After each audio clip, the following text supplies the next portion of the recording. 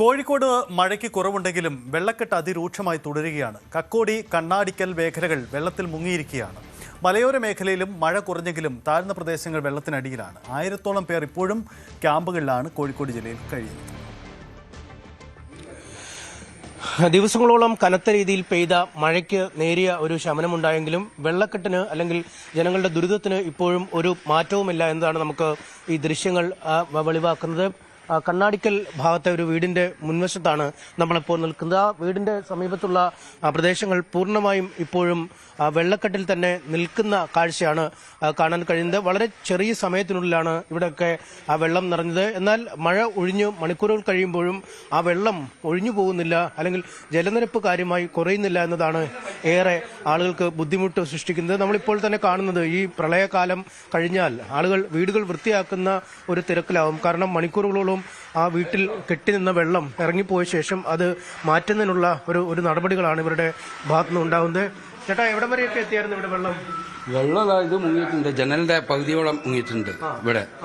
പിന്നെ ഇതിന്റെ പ്രശ്നം എന്താന്ന് ചോദിച്ചാല് നമ്മളെ ഈ പുഴയില് മണ്ണ് വന്ന് അടിഞ്ഞ് തൂർന്നതാ. ഇതിങ്ങനെ വരലില്ലായിരുന്നു ഇത്രയും കാലമായിട്ട്. പിന്നെ കുറച്ച് നാളായിട്ട് നമ്മളെ ഈ പൂഴി എടുക്കുന്നതിന്റെ എടുക്കാതായപ്പോഴാണ് ഇത് മണ്ണ് വന്ന് തൂർന്ന് കഴിഞ്ഞിട്ട് പിന്നെ മണ്ണെടുക്കാത്തതിന്റെ ഒരു ബുദ്ധിമുട്ടാണ്. മണ്ണെടുത്ത് പിന്നെ സൈഡും കെട്ടിയാൽ ഇവിടുത്തെ ഒരു ശാശ്വത പരിഹാരമാവും. ഇതിപ്പം ഈ സാധാരണഗതിയിലൊക്കെ വരുമ്പോൾ വെള്ളം പെട്ടെന്ന് ഇറങ്ങിപ്പോകും അല്ലെ? ഇത് പക്ഷേ ഇറങ്ങുന്നില്ല. ഇതിപ്പോ 4 ദിവസമായിട്ട് ഇറങ്ങുന്നില്ല. മെയിനായിട്ട് പ്രശ്നം എന്താണെന്ന് വെച്ചിട്ടാണെങ്കിൽ നമ്മൾ എന്താ സ്ഥലപ്പേര് ഇതുള്ള അവിടെ ബൈപ്പാസ് പൂളാടിക്കുന്ന് ബൈപ്പാസിന്റെ പണിയെടുത്തപ്പോൾ ആദ്യം 18 മീറ്ററോളം വീതി ഉണ്ടായിരുന്നു ഈ പുഴക്ക്. അതെല്ലാം കൂടെ അവർ മണ്ണിട്ടുങ്ങാണ്ട് ഇപ്പോൾ ഒരു 6 മീറ്ററിന്റെ അടുത്തേ ഉള്ളൂ. ഇതിനു മുമ്പേ വരുന്നു കഴിഞ്ഞ 18 പ്രശ്നം ഉണ്ടായി. പിന്നെ വെള്ളം കയറി കഴിഞ്ഞപ്പോൾ നമ്മൾ ആൾക്കാരെല്ലാം ഇവിടുന്ന് പോയി കണ്ട് പ്രശ്നമാക്കി കഴിഞ്ഞാൽ ആ വർഷം ഇതായി. പിന്നെ 2 വർഷത്തേക്ക് അങ്ങനെ വെള്ളം കയറുന്നില്ലായിരുന്നു. ഇപ്പോൾ അത് രണ്ടാമത് അവർ ബൈപ്പാസിന്റെ പണിയെടുത്തപ്പോൾ അവിടെ മണ്ണിട്ടിട്ട് ഇവിടുന്ന് അങ്ങോട്ട് പോകുന്നില്ല. അതാണ് ഇപ്പം മെയിൻ പ്രശ്നമായിട്ട് ഈ 4 ദിവസമായിട്ട് തങ്ങിക്കിടക്കുന്നത്. 6 മീറ്ററേ പോകുന്നുള്ളൂ. ആകെ വലിയ ചെളിയാണ് ഈ മുറികളിലൊക്കെ. വീടിന്റെ ഉൾവശത്തെല്ലാം എല്ലാ മുറികളും ഏതാണ്ട് വെള്ളത്തിൽ മുങ്ങിക്കിടന്ന ഇടമാണല്ലേ? എല്ലാ വീടുകളിലും ഇവിടെ വലിയൊരു 100-300 വീടോളം വെള്ളത്തിലാണ്. കുറെ ആളുകൾ ഇവിടേക്ക് പോയി, ബന്ധു വീട്ടിലൊക്കെ. ക്യാമ്പിൽ കുറഞ്ഞ ആളെ പോയിട്ടുള്ളൂ. ക്യാമ്പ് തുടങ്ങിയത് പിറ്റേന്ന് രാവിലെയാണ്. അല്ലെങ്കിൽ രാത്രി തന്നെ കുറെ ആളുകൾ ബന്ധു വീട്ടിൽ കഴിഞ്ഞിട്ടുണ്ട്. ഇത് വളരെ പെട്ടെന്ന് അങ്ങ് നിറഞ്ഞല്ലേ? പെട്ടെന്ന് നിറഞ്ഞു. അതുപോലെ ഇറങ്ങി ഇറങ്ങുന്നില്ല. 2 ദിവസമായി വെള്ളം ഇറങ്ങാൻ വേണ്ടി ഇപ്പോഴും ഇറങ്ങി കഴിഞ്ഞില്ല.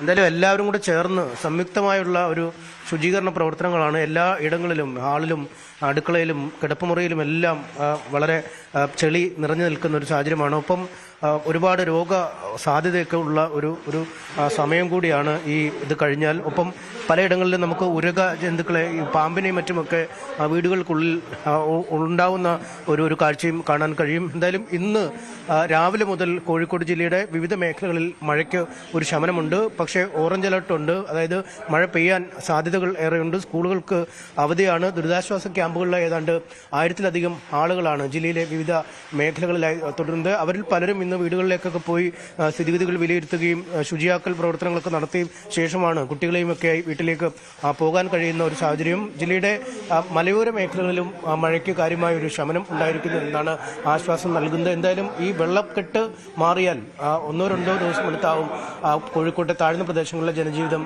സാധാരണ നിലയിലേക്ക് എത്തുക. കോട്ടയത്തേക്ക് എത്തുമ്പോൾ കോട്ടയത്തും ഇടവിട്ട് ശക്തമായ മഴയാണ് പെയ്യുന്നത്. പടിഞ്ഞാറൻ മേഖലയിൽ രൂക്ഷമായ വെള്ളക്കെട്ട് ഇപ്പോഴും തുടരുകയാണ്. ശ്രീജിത്ത് ഉണ്ട് നമുക്കൊപ്പം. ശ്രീജിത്ത്, കോട്ടയത്തിൻ്റെ സാഹചര്യം അത് കഴിഞ്ഞ ദിവസങ്ങളിലെ അതേ കാഴ്ച തന്നെയാണോ? രാവിലെ മുതൽ ശക്തമായ മഴ കോട്ടയം ജില്ലയിൽ അനുഭവപ്പെടുന്നു എന്നറിയുന്നു. ഇപ്പോഴത്തെ സാഹചര്യം എന്താണ്?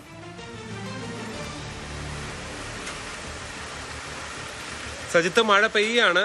പക്ഷേ മഴയുടെ ശക്തി ഒരു 10 മിനിറ്റ് മുമ്പുണ്ടായിരുന്ന ശക്തി ഇപ്പോഴില്ല. പതുക്കെ അത് ചാറ്റൽ മഴയായി മാറിക്കൊണ്ടിരിക്കുന്നു.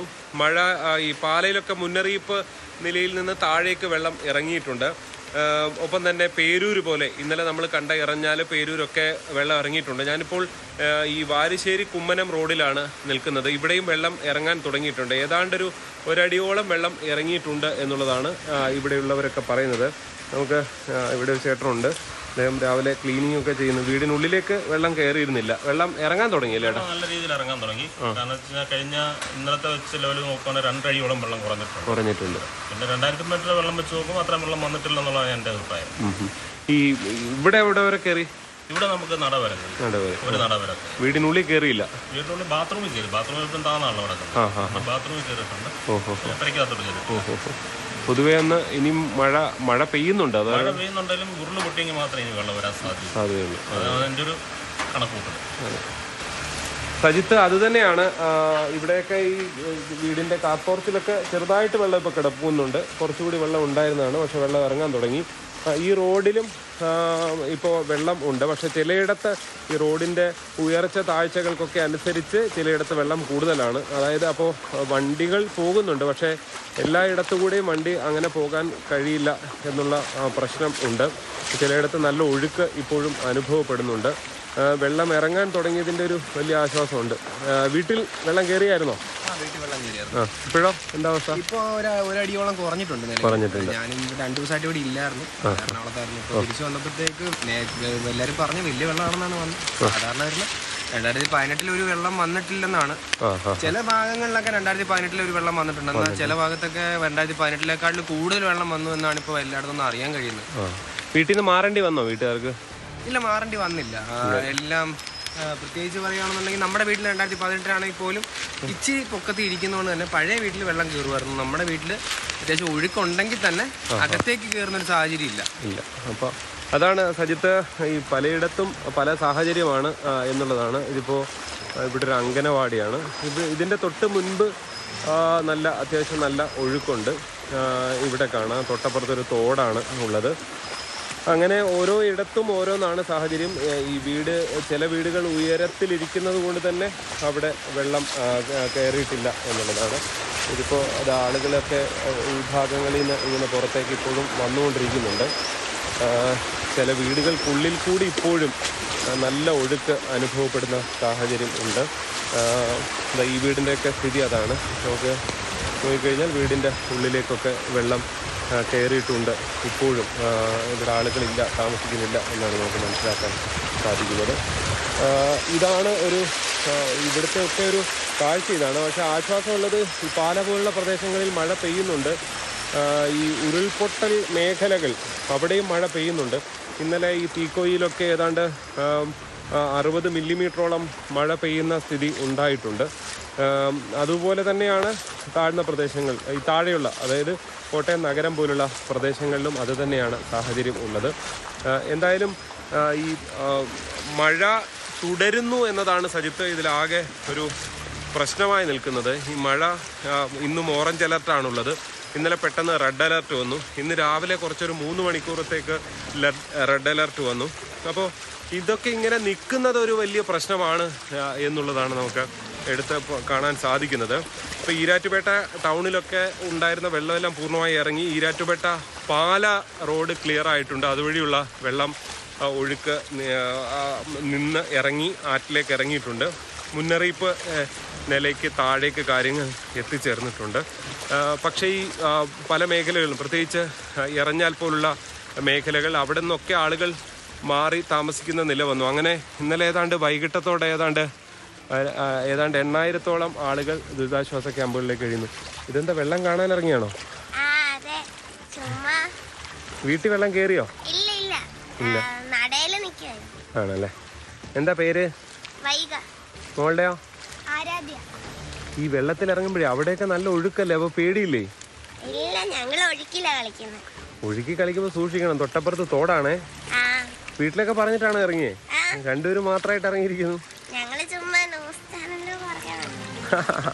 അത് ശരി, നമ്മളെയൊക്കെ കണ്ടു വന്നതാ. സജിത്ത്, ഇങ്ങനെയൊക്കെയാണ് ഈ കുട്ടികൾ, കൊച്ചു കുട്ടികളാണ്.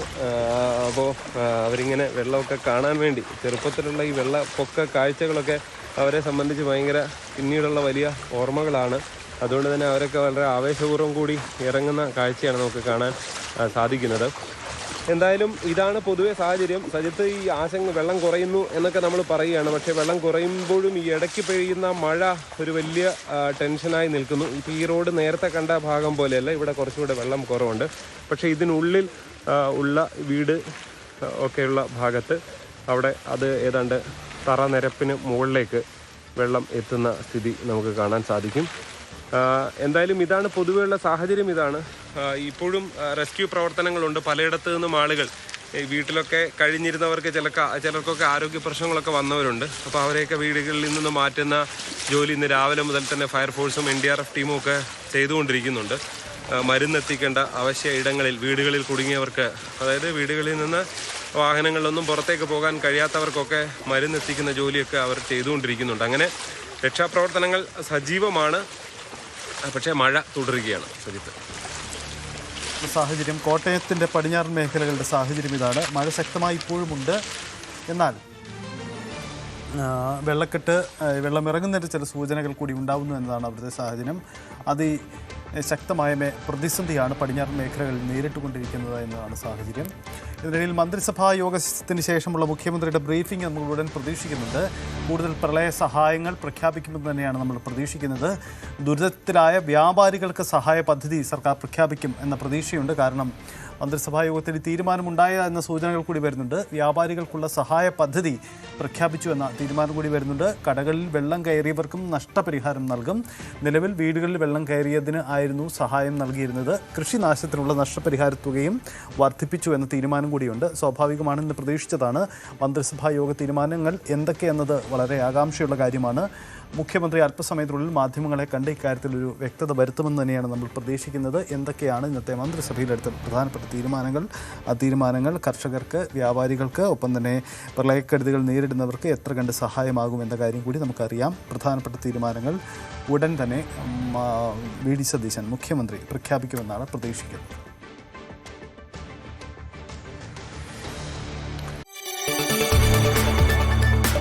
കൂടുതൽ വാർത്തകൾക്ക് News 18 Keralam YouTube channel subscribe ചെയ്യുക.